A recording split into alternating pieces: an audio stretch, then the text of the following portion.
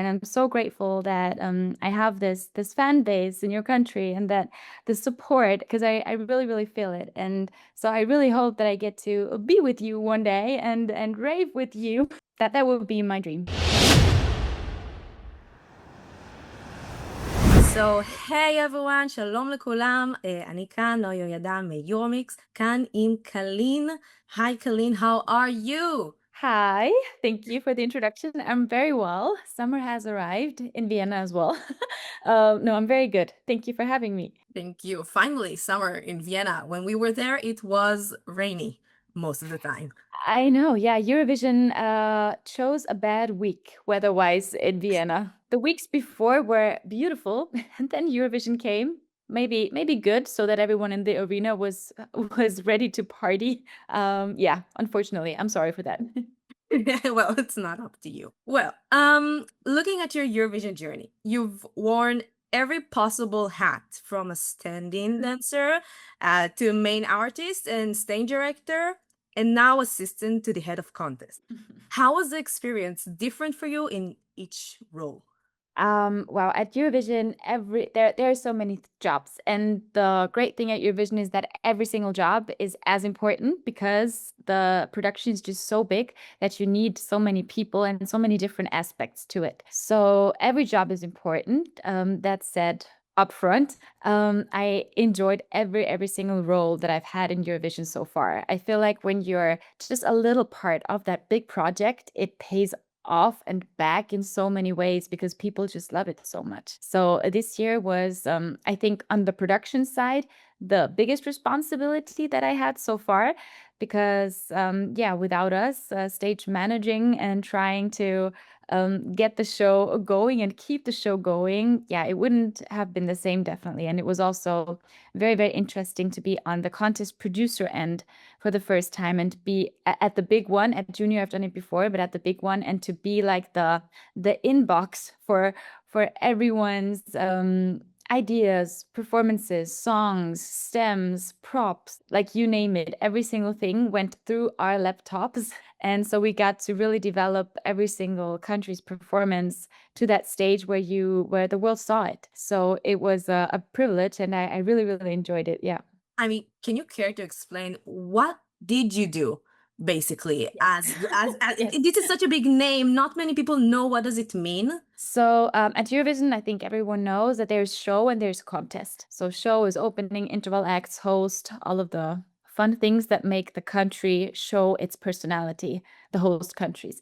And then there's the contest, which we all remember most, I guess, of every year. It's the competition between countries.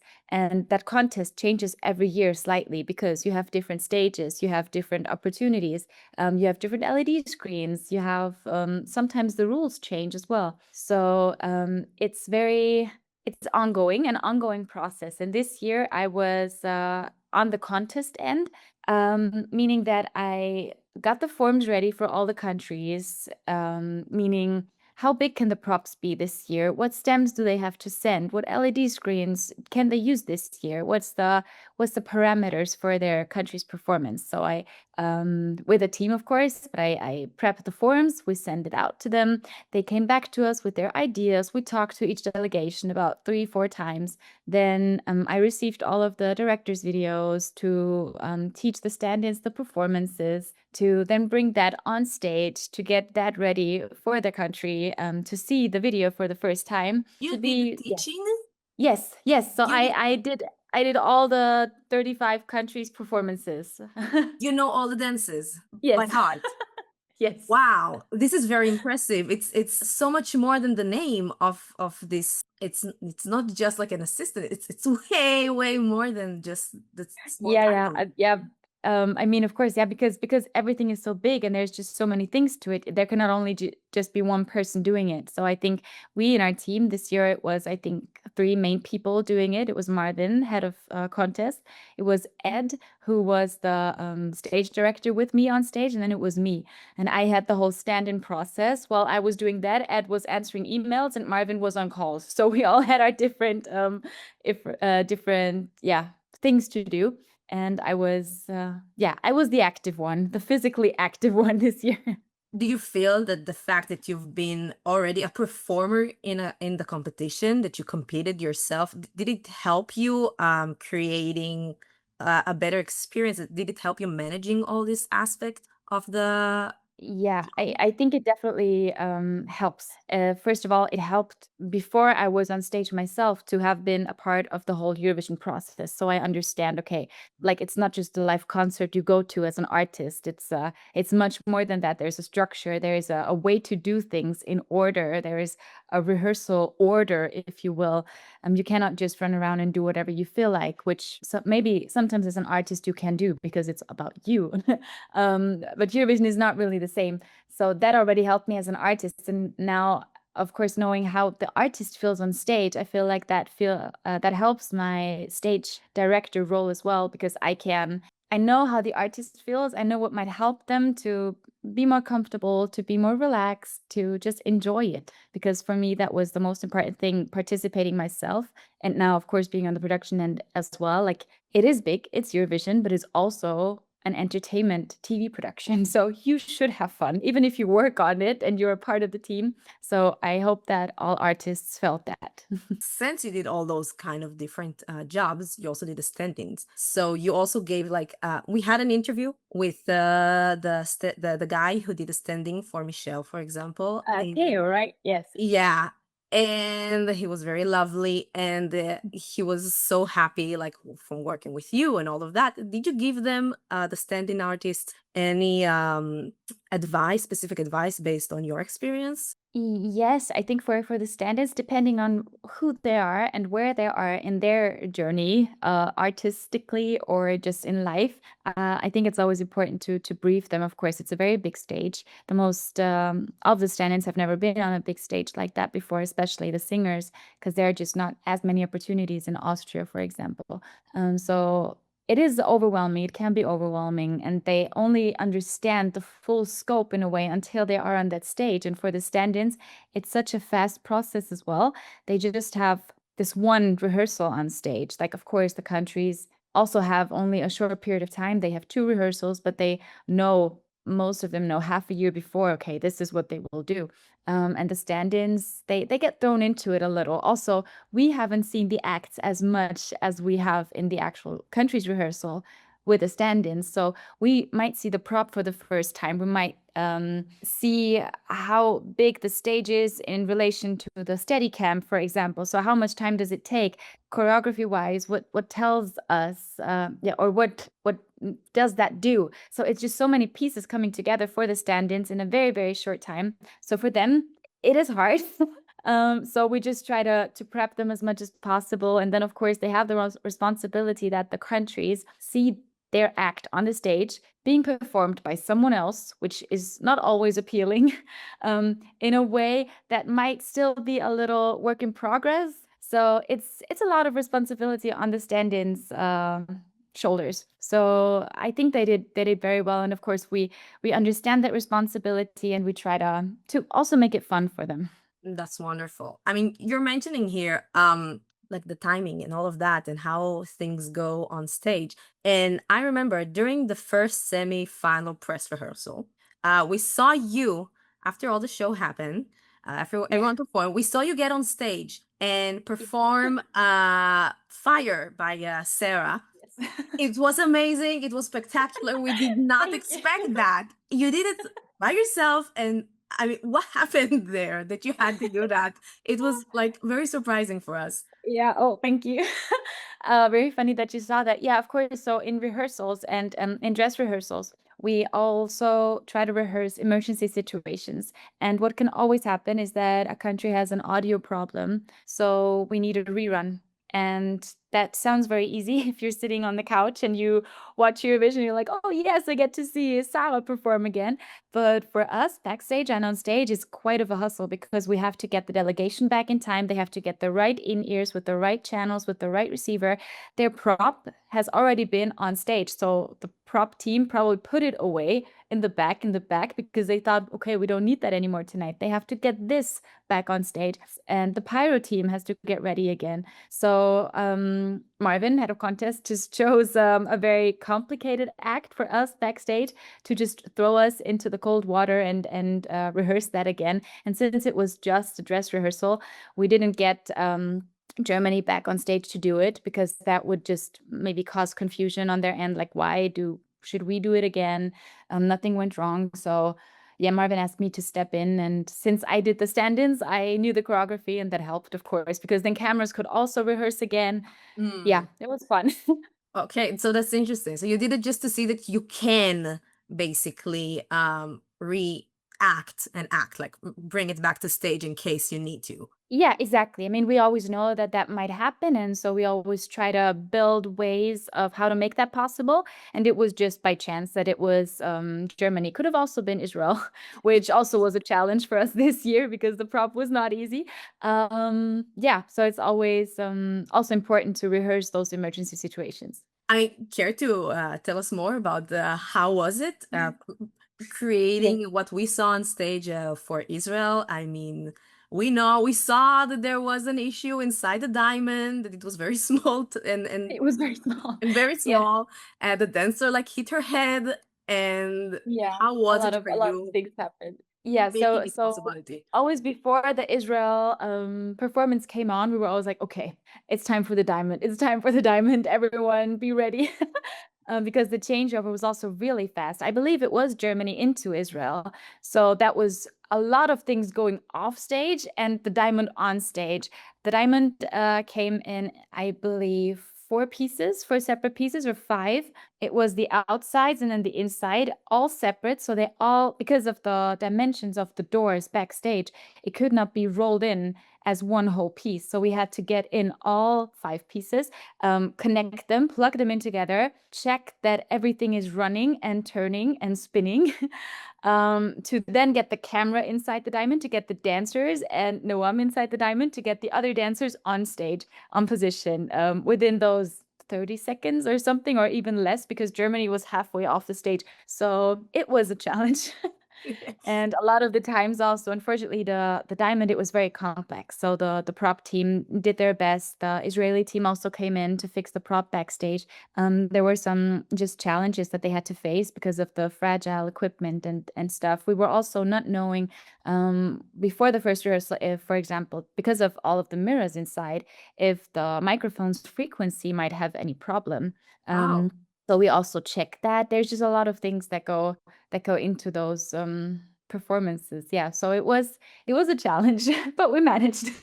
You've managed it perfectly. We all enjoyed the Thank show you. so much, so much. Yeah.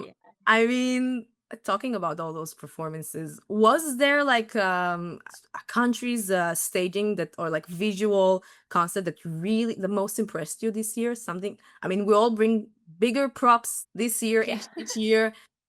What was the most impressive to you?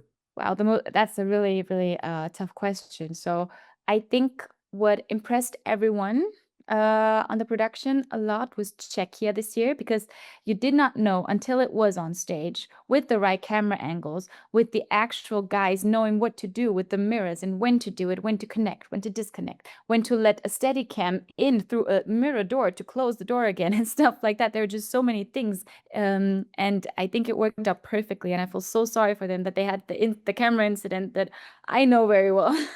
Yeah. That it happened in the final. Yeah, it really broke my heart. Unfortunately, the rerun specifications are based on, does the performer feel that something is not right? Is there something audio connected? And all of those things didn't happen. That's why in the end they didn't get a rerun, because the performer at home might just think, okay, that's just their TV being a little crazy.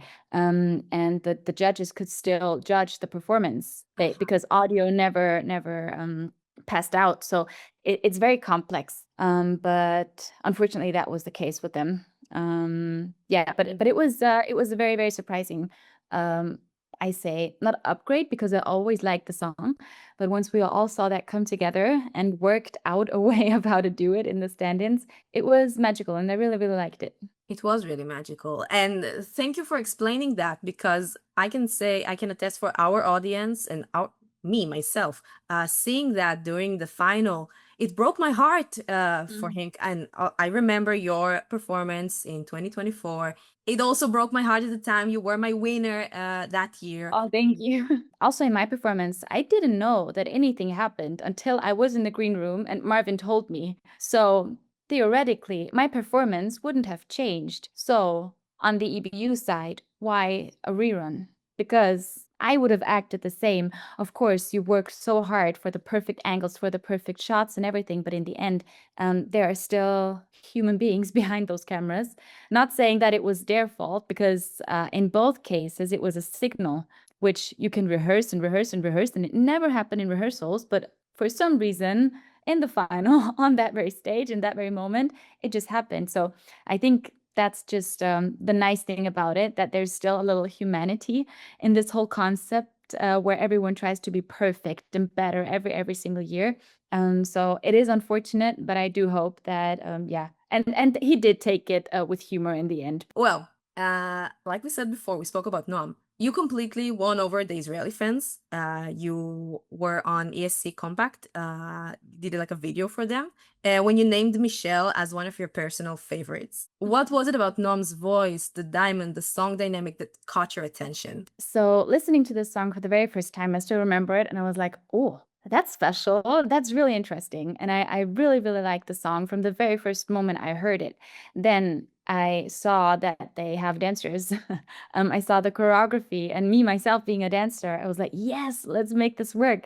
The choreography, I think, was one of the most beautiful ones we had this year. I enjoyed it so much. I enjoyed learning it. I enjoyed teaching it. Unfortunately, I never could do it myself. But it was like on stage, but it was really, really cool. And then getting to see him perform it flawlessly and so easily, I think that just topped everything up, and we were all like, okay, that's really, really cool. And yeah, that's just how everything came together. I like the colors, the color grading. He was such a nice human being on stage, which of course also for us working, I get it, the artists are nervous, they get on stage, it's their moment, but he came to me, we high-fived. He was very open and in the moment, and I really, really like that. So I remember it very, very well. It was a nice moment. I'm happy to hear that. Really. I mean, you talking about performing and taking part, like you wish you could dance. I mean, the fans were loudly hoping to see you as an interval act, as anything on the stage. You did get to perform at the Euro Club. Yeah. How did it feel to you to come back on stage and get the audience roaring for you? Yeah, I loved my night at the Euro Club. Unfortunately, it was just one night and it was way too short. And I would have loved to be on that Eurovision stage as Kaaline and to rave with everyone again or do whatever. Unfortunately, yeah, they just didn't ask me, so it didn't happen. But I would have really loved to do it. Yeah, but I got my Euro Club night, and that was amazing. I enjoyed it so much. Everyone was so loud, and I felt the love again. So it's very funny at Eurovision. You feel like, and I feel like that's my little gem that I have. Like no matter the placement, no matter what happened back then, I feel like I still hold a special place in Eurovision somehow, and I'm so grateful of that. So it means that I can go back anytime, sing the first words of the song, and everyone sings it with me, and that makes me so happy. So I really, really enjoyed that.